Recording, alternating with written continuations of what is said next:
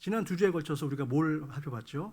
지금 오늘 본 것처럼 우리가 가야 할 신앙의 길을 해서 1, 2 이렇게 살펴봤습니다. 이사야 선지자의 말씀을 통해서 우리가 가야 할 신앙의 길은 무엇인가 함께 살펴봤는데, 간단하게 요약해드리자면 첫 번째 신앙의 길은 바로 예수 그리스도가 오신 낮은 길, 바로 섬김의 길이었다라고 첫 시간 얘기했고요. 간단하게 요약해드린 거예요.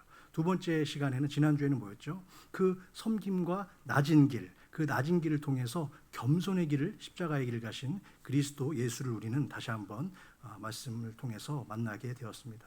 오늘은 이제 마지막 시간으로 신앙의 길, 우리가 가야 할 신앙의 길은 무엇인지 그 세 번째 시간을 여러분과 함께 나누고 싶습니다. 우리 모든 성도들에게는 왜 바른 신앙의 모델이, 또한 그런 모습들이 필요할까요? 어떠한 사람들 우리는 닮고 또한 그분들을 바라보면서 가야 되잖아요. 근데 우리가 바라봐야 될 신앙의 가장 중요한 모델은 누구입니까? 예수 그리스도 한 분뿐인 줄로 믿습니다. 그렇죠? 그런데 그래야만 우리의 육신과 또 영혼도 살게 되고, 어려움에 처한 가족과 또한 이웃들도 우리는 돌보고 살릴 수 있기 때문입니다. 하지만 이 세상은 어떻죠? 우리가 사는 세상 속에서는 아직도 생명을 살리는 십자가의 도보다는 십자가를 원수로 생각하고 그렇게 받아들이며 살아가는 불신의 세상 속에 우리는 살고 있습니다. 종교개혁가 마틴 루터는 성도들이 가져야 할 십자가 신학에 대해서 이렇게 고백을 하고 이런 글을 남겼습니다. 제가 읽어드릴게요. 하나님의 은혜는 그의 진노 속에 감추어져 있으며 하나님의 선물과 복은 십자가 아래, 말하자면 불행과 재난 아래 감추어져 있다. 그래서 하나님의 진리는 세상의 눈에는 거짓으로 보이고 세상의 거짓은 진리로서 나타난다. 이렇게 이야기하고 있습니다. 오늘의 본문의 저자인 바울도 우리가 다 아는 바와 같이 이방 민족에게 복음을 전했죠. 그러다 어떻게 됐죠? 지금 로마의 감옥에 갇혀 있는 거예요. 그래서 자신을 위해서 기도해주고 자신의 안위를 걱정해주고 있는 빌립보 성도들을 위해서 감사의 편지를 쓴 것이 바로 오늘 우리가 읽은 빌립보서입니다. 바울의 편지이죠. 그런데 첫 구절인 17절에서 시작하면서 어떻게 시작하고 있습니까? 형제들아, 너희는 어떻게 함께 누구를 본받으라? 주 예수 그리스도를 본받으라가 아니라 나를 본받으라 라는 권면의 말씀으로 시작하고 있어요. 자, 우리가 이게 지금 가장 중요한 키워드인데요. 기독교는 여러분 아무런 자격과 공로도 없지만 그런 우리에게 자비의 하나님께서 직접 구원의 선물 예수 그리스도를 보내주셨고, 그런 특별한 은총 때문에 늘 빚진 자의 심령으로 겸손하게 살 수밖에 없는 그런 자들의 모임이 바로 교회인 줄로 믿습니다. 맞습니까? 예. 그런데 지금 기독교 신앙의 역사 속에서 가장 위대한 사도이자 또한 하나님의 일꾼으로 불리는데 손색이 없었던 사도 바울의 입에서 너희는 주님을 본받아야 한다 라가 아니라 뭐라고 하고 있어요? 너희는 나를 본받으라 라고 말하고 있으니까 약간은 교만하고 또는 약간은 부담이 되는 그런 표현일 수도 있습니다. 이것은 우리가 문맥을 생각하지 않고 들으면 그렇게 들릴 수도 있겠죠. 게다가 우리가 가지고 있는, 우리가 한국에서 왔던 유교 문화권에서는 어떻죠 여러분? 나를 감추고 덕을 세우는 것이 가장 겸손한 덕목으로 우리는 배워왔어요. 그렇기 때문에 나를 본받으라 라는 이런 표현 자체가 조금 거슬려 하는 분들도 간혹 만나게 됩니다. 하지만 사도 바울은 고린도전서 4장과 11장 그리고 데살로니가 후서 3장에서 전혀 똑같은 말씀을 3번이나 더 반복하고 있습니다. 어떻게 한다고요? 너희는 나를 본받으라. 얼핏 보면 바울 본인이 스스로의 신앙의 주연배우로 예수님을 밀어내고 자기가 쓰려고 하는 것처럼 보이지만 결코 그렇지가 않습니다. 바울이 현재 내세우려고 하는 신앙의 참된 모델, 신앙의 주인공은 누구입니까? 자기 자신이 아니라 바로 자신 안에 살고 있는 예수 그리스도인 줄로 믿으시기 바랍니다. 지금 저도 살아오면서, 제 김재호 목사도 지금까지 살아오면서 말씀 준비하면서 생각이 들었어요. 내가 과연 제가 누군가를 존경하고 누군가를 본받고 싶다 그랬던 적은 참 많았던 것 같아요. 그리고 지금도 그런 분이 계세요.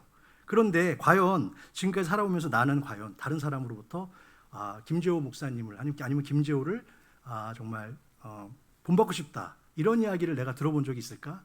그런 생각을 해봤어요. 여러분들은 어떠십니까? 여러분들 혹시 살아오시면서 장로님, 정말 장로님을 본받고 싶습니다. 장로님 같이만 되고 싶어요 라고 그런 이야기 들었다면 그 인생은 나름대로 성공한 인생일 것입니다. 참 그런데 저도 생각해 보니까 그런 이야기를 몇 번은 들었더라고요. 몇 번은. 그래서 생각을 해봤어. 한 3번 정도가 기억이 나요.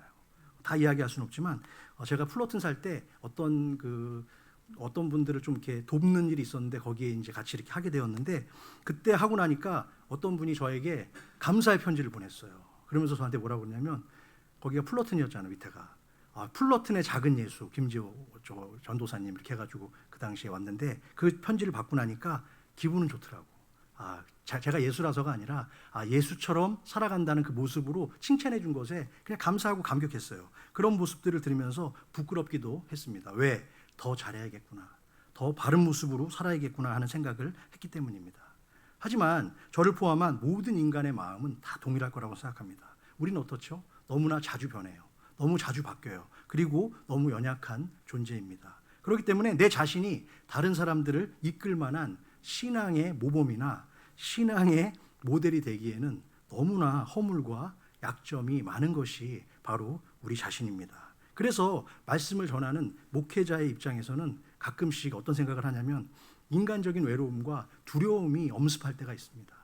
저는 그전에 신학을 공부할 때나 아니면 집사로 살아갈 때나 그리고 그전에 이제 제가 목회를 배울 때도 그냥 어떤 목사님들이 그런 이야기를 하면 그래 그냥 겸손하게 그렇게 얘기할 수도 있겠지라고 생각을 해봤는데 제가 이제 목회를 저도 벌써 한 10년 가까이 전도사 시절부터 쭉 신학생 시절부터 가까이 하다 보니까 매주 말씀을 전하기 전에 정말 이 표현할 수 없는 그 긴장감과 두려움이 있어요. 손에 땀을 쥐는. 그것은 왜 그러냐면 제가 그럴 만한 사람이 아니기 때문에 그럴 그릇이 아닌데 그런 그릇으로서 하나님의 그 말씀을 대언하는 자리에 쓰는 때마다 두려운 거예요. 무서워요. 떨려요. 제가 가끔가다 제 아내한테 그런 얘기를 해요. 이제 담임 목회 2년밖에 안 된 사람이 나 언제 은퇴할까? 건방진 얘기 용서하시고요. 근데 진짜 그런 마음으로 정말 하루하루 떨리고 두려운 마음. 제 대신 오늘 어떤 분이 와서 대신 설교해 줄 수 있다면 감사하다. 전 준비 다 했지만 그래도 제가 감히 설 수 없다. 그런 자리라고 생각을 할 수밖에 없습니다. 목회자인 저뿐만이 아니라 여러분의 입장은 어떠십니까? 다 동일할 거라고 생각합니다. 우리는 다른 사람의 모범으로, 다른 사람의 모델로 살아가기는 너무나 부족한 존재입니다. 인정하십니까? 그럼에도 불구하고 왜 사도 바울은 본문 속에서 자신을 본받으라, 그것도 너네가 함께 자신을 본받으라고 말을 하고 있을까요? 그것은 바울은 우리가 다 알다시피 다메섹 도상에서 예수 그리스도를 인격적으로 만났습니다. 그가 주님을 만나고 나자 그의 신변에는 어떠한 변화들이 일어났습니까? 이전에는 세상에서 가장 중요하게 여겼던 학식, 그리고 세상의 자랑, 안목, 그런 모든 것들이 어떻게 됐죠? 더 이상 그를 중요하게 여기지 않았습니다. 그래서 그는 뭐라고 표현했죠? 모든 것을 배설물로 여겼다. 그렇게 표현하고 있습니다. 주님을 만나고 나니까 주님을 더 알고 싶고 더 닮고 싶고 더 사랑하고 싶은 그런 마음만이 가득하게 되었던 것입니다. 그래서 자신이 그동안 이룬 모든 것을 다 한순간 잃어버려도 아무 상관없다는 놀라운 믿음의 고백을 하고 있는 것입니다.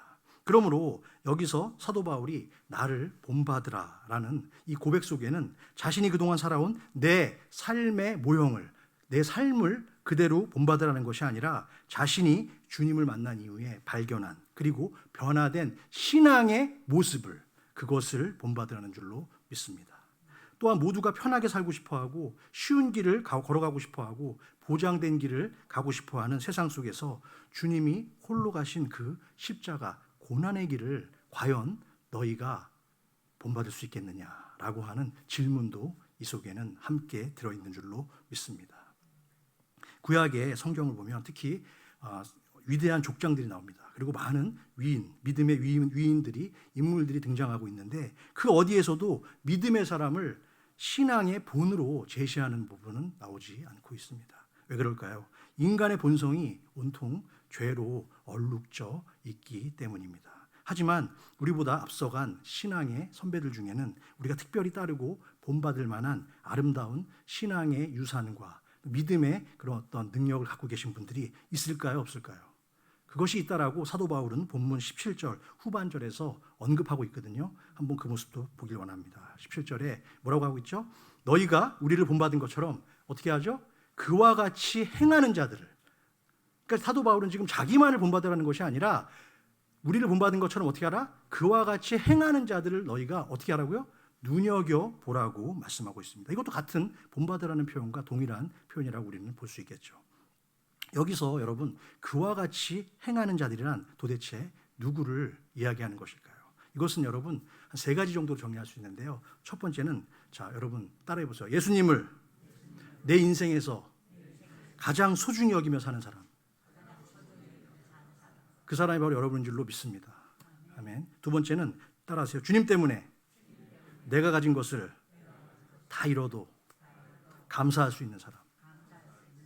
그런 믿음의 사람이 여러분 되시기를 축원합니다. 세 번째로 따라하십시오. 거룩한 주님을 만날 수만 있다면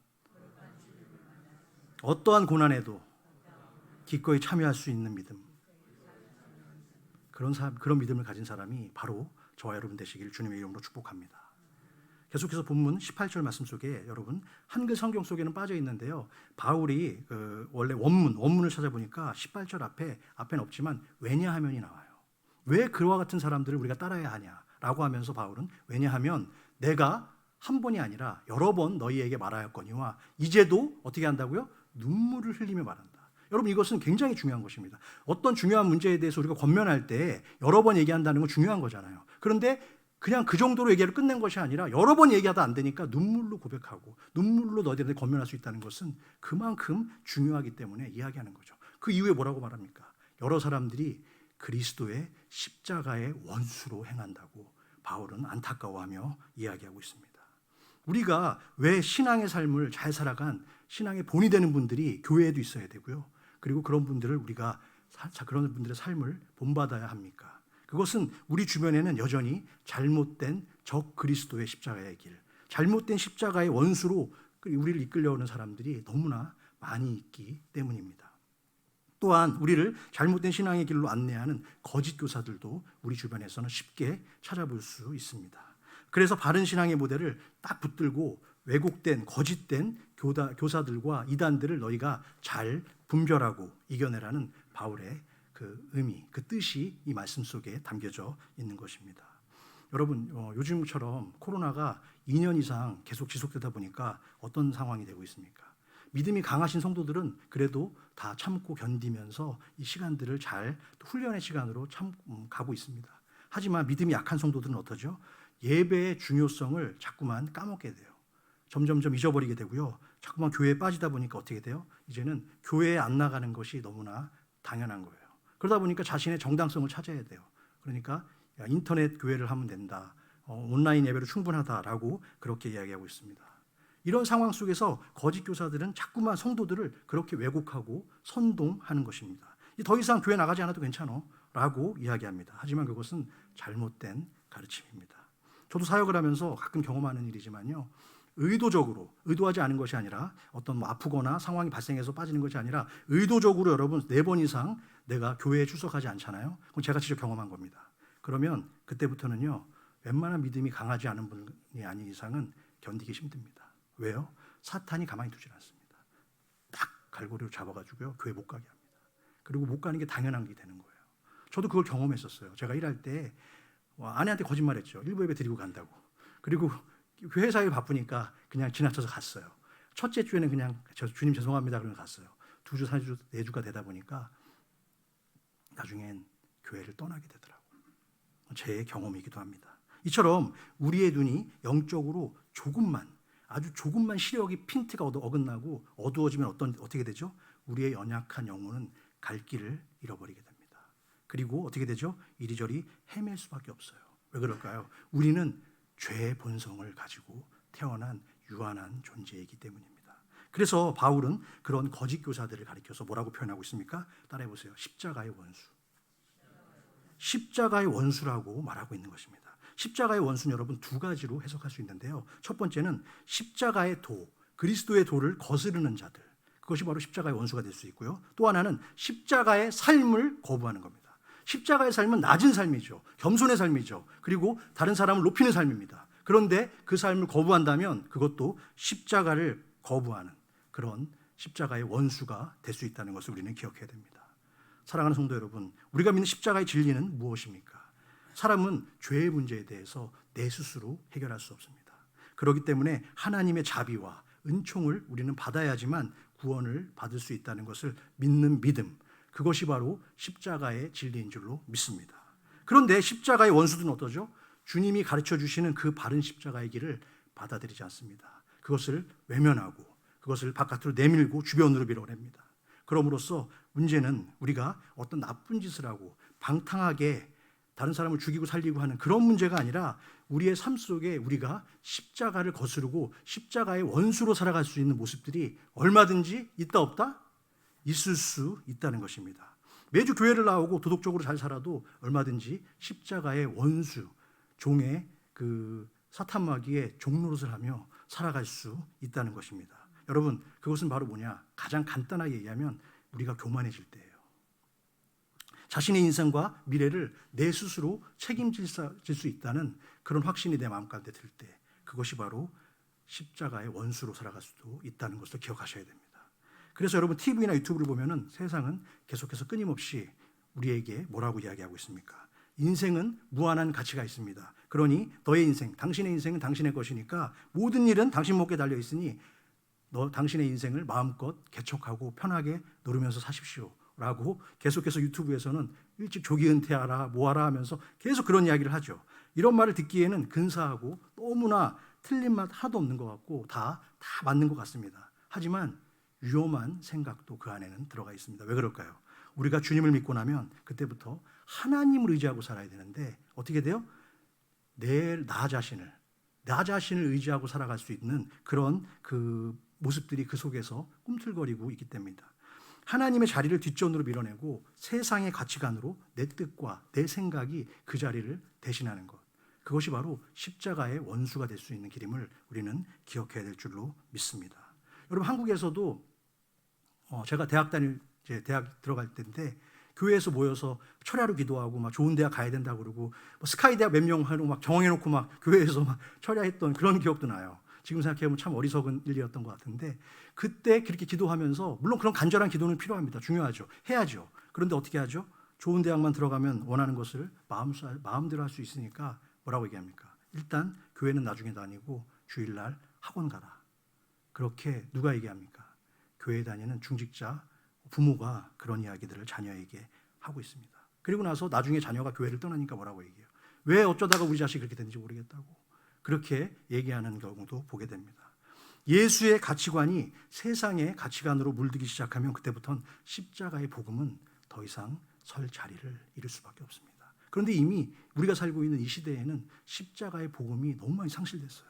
너무 많이 이루어졌어요. 이미 많은 교회에서도 성도들이 떠나고 정말 세상 중심적인 가치관과 인본주의적인 가치관이 교회에도 침투해서 정말 심각한 상황이 아닐 수 없습니다.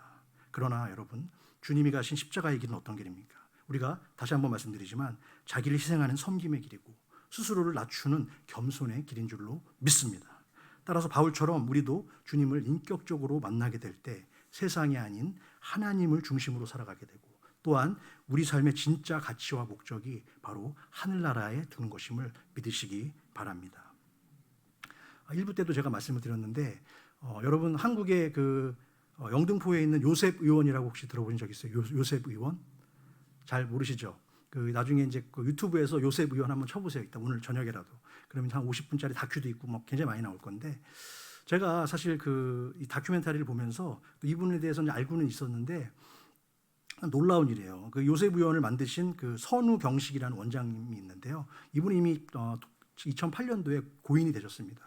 그런데 이분이 한 대학병원에 그 교수로 그리고 아주 장래가 다 결정된 그런 모습으로 그냥 살아가셨어요.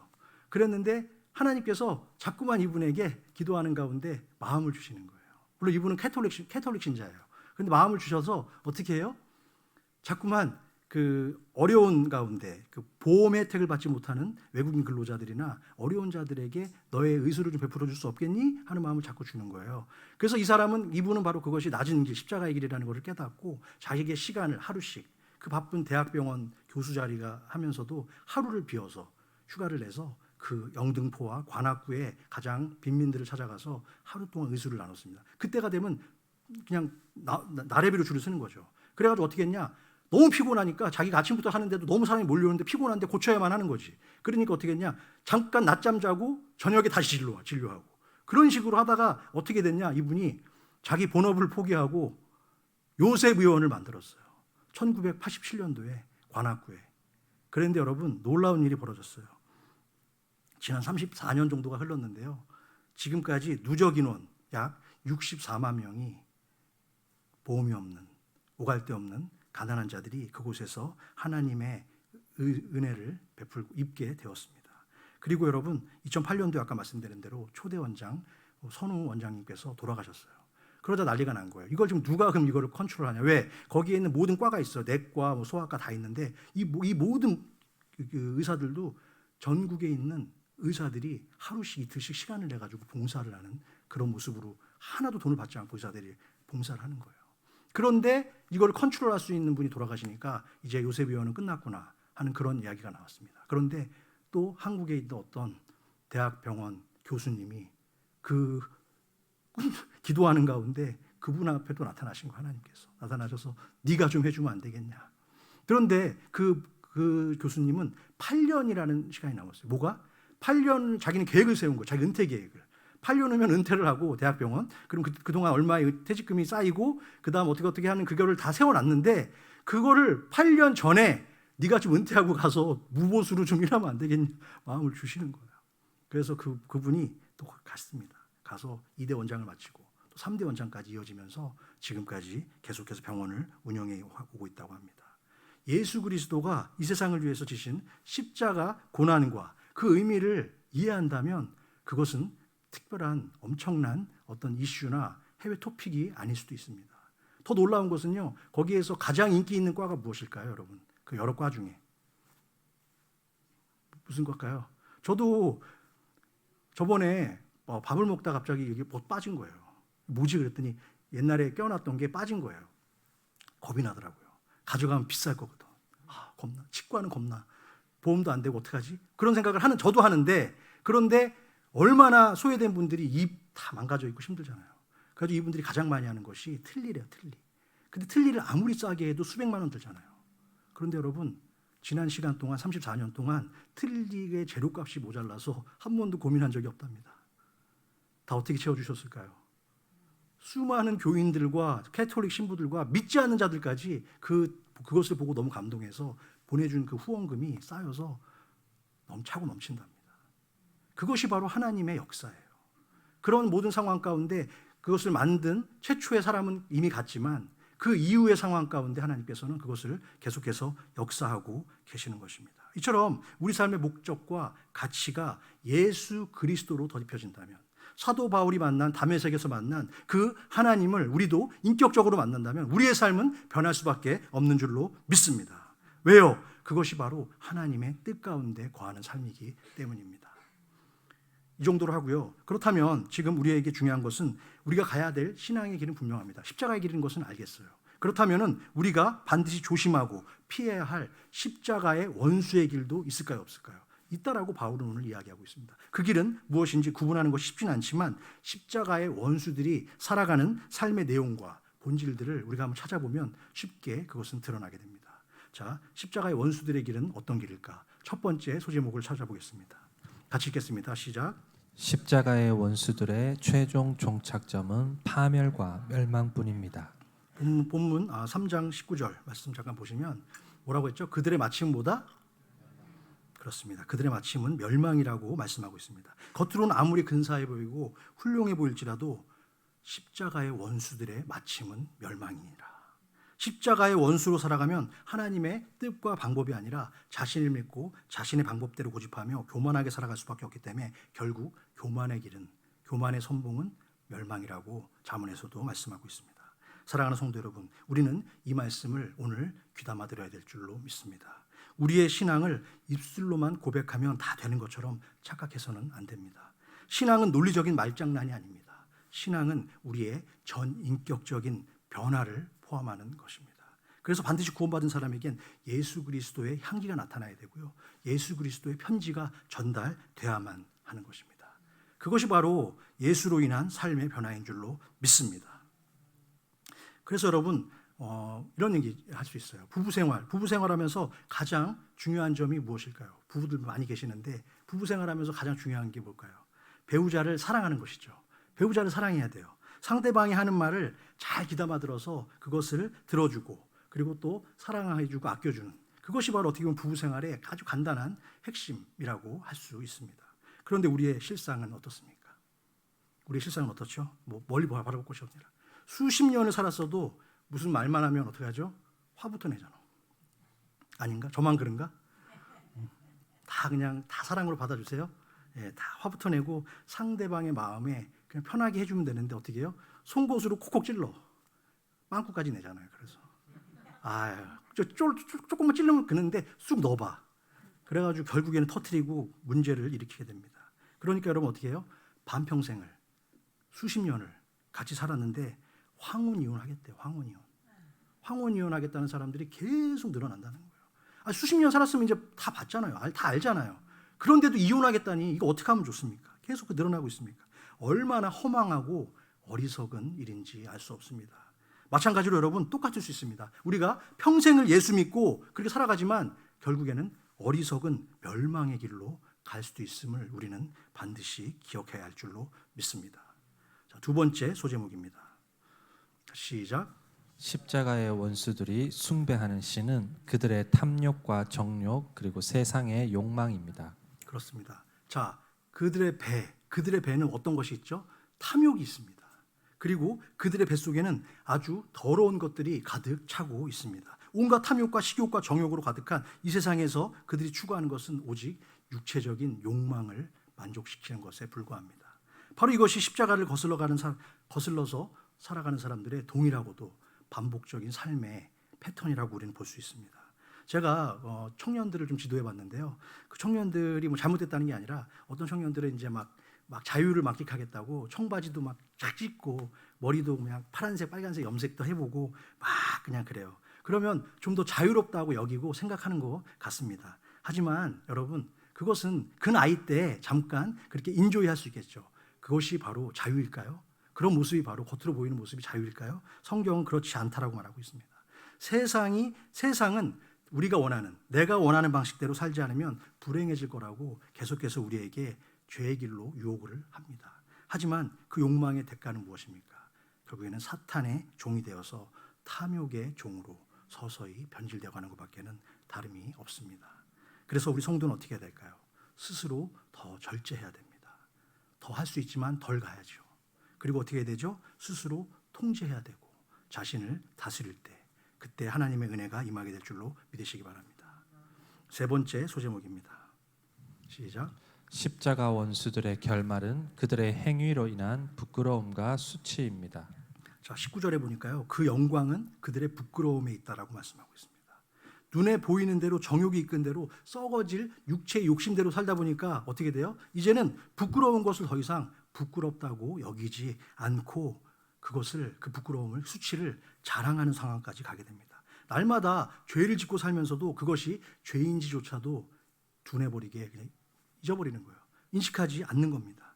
바로 이것이 우리가 사는 세상의 가장 어려운 아픔 중에 또 딜레마 중에 하나입니다. 그래서 이사야 선지자도 같은 말을 한 적이 있습니다. 이사야서 5장 20절 말씀인데요. 너무 소중한 말씀 같이 읽겠습니다. 시작. 악을 선하다 하며 선을 악하다 하며 흑암으로 광명을 삼으며 광명으로 흑암을 삼으며 쓴 것으로 단 것을 삼으며 단 것으로 쓴 것을 삼는 자들은 화 있을진저. 아멘. 이것이 바로 어떻게 보면은 지금 같은 이야기예요. 동일한 이야기입니다. 분별이 안 되는 거예요. 그냥 수치스럽고 부끄러운 일인데 그것을 자랑하는 그런 어리석음에 빠지면 바로 저렇게 살 수 있다는 것입니다. 이런 일이 멀리 있는 것 같지만 여러분 한번 잠깐만 생각해 보십시오. 요즘에 한국 언론의 사회면을 떠들썩하게 하고 있는 것이 무엇입니까? 힘없는 여성이나 그 가족 그리고 어린아이들에 대한 살인이나 학대 같은 정말 옛날 같으면은 그 사건 하나만으로도 달달달달 떨면서 볼 수 있는 그런 내용들이 하루가 멀다 하고 신문의 사회면을 덮고 있습니다. 우리는 그런 자들을 바라보면서 이렇게 얘기합니다. 어떻게 사람의 탈을 쓰고 저런 짓을 할 수 있냐라고 우리는 그들을 손가락질하며 비난하지만 실제로 우리의 사회는 정말 점점 더 그런 어떤 비참한 폭력과 학대의 사건들이 날마다 이어지고 있습니다. 그래서 도표를 한번 준비해 봤습니다.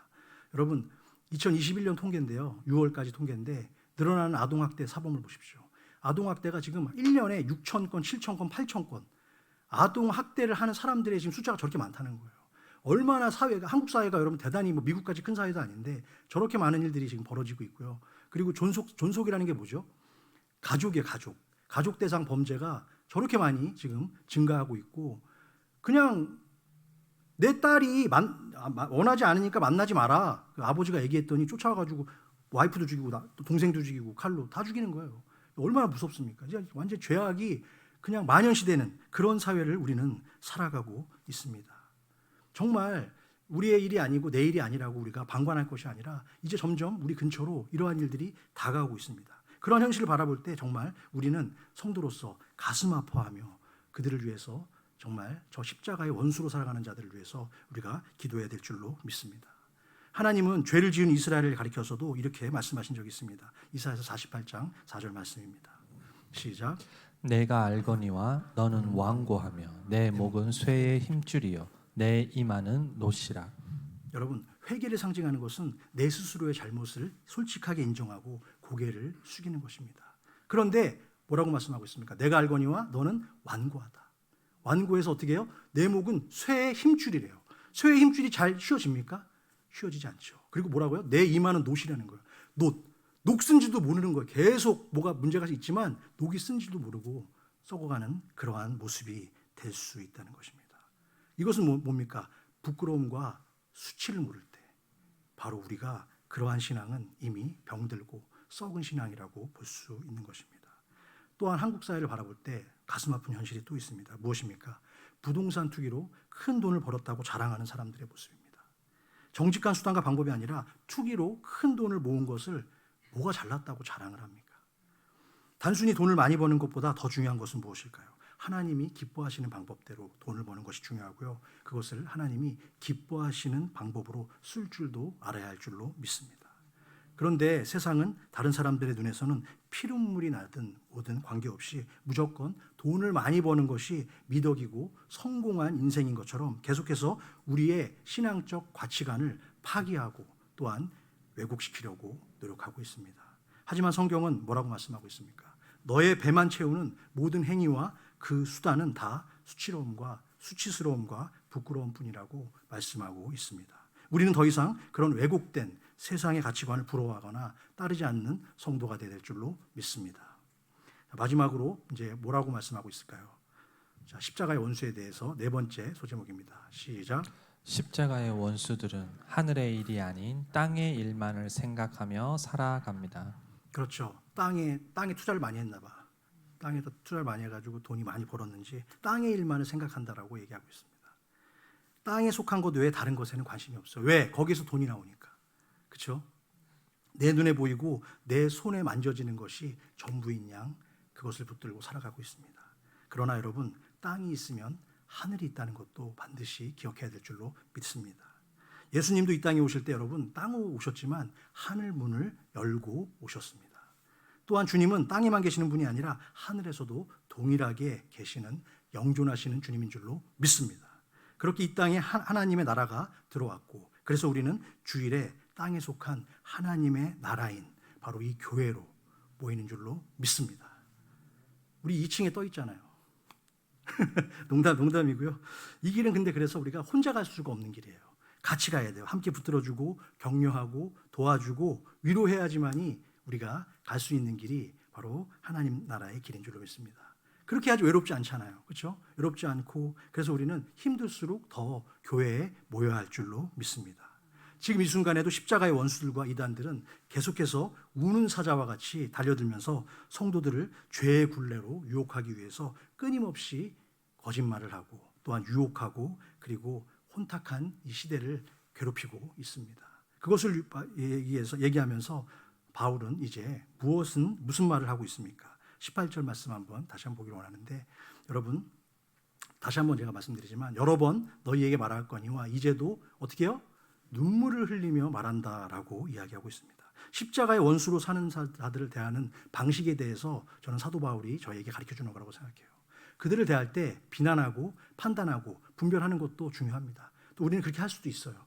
하지만 그것보다 더 중요한 것은 무엇이냐? 그들을 불쌍히 여기라는 거예요. 왜? 그들도 다시 돌아야 될 하나님의 자녀가 아니겠습니까? 그렇기 때문에 우리는 더 그들을 위해서 기도하는 것이 바른 성도의 모습인 줄로 믿습니다.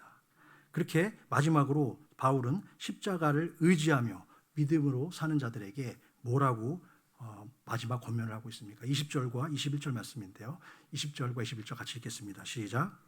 그러나 우리의 시민권은 하늘에 있는지라 거기로부터 구원하는 자 곧 주 예수 그리스도를 기다리노니 그는 만물을 자기에게 복종하게 하실 수 있는 자의 역사로 우리의 낮은 몸을 자기 영광의 몸의 형체와 같이 변하게 하시리라. 아멘.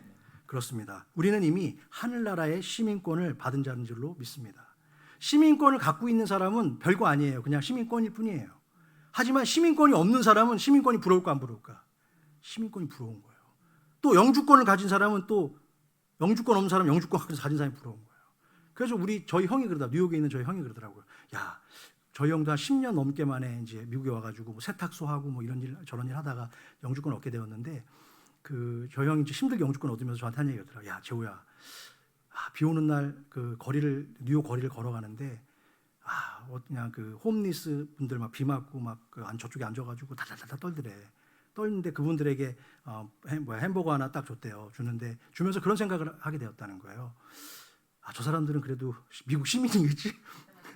영주권 이상은 되겠지?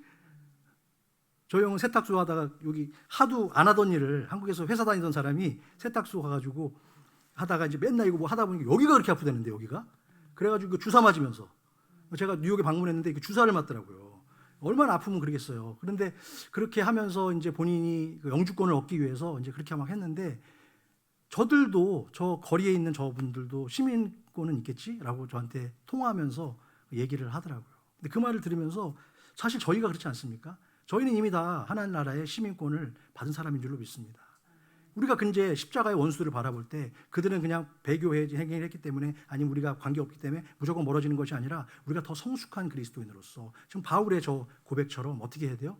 그들을 위해서 눈물을 흘리며 그들이 다시 돌아오기를 바라고 이 땅의 교회가 회복되기를 우리는 가져야 될 줄로 믿습니다.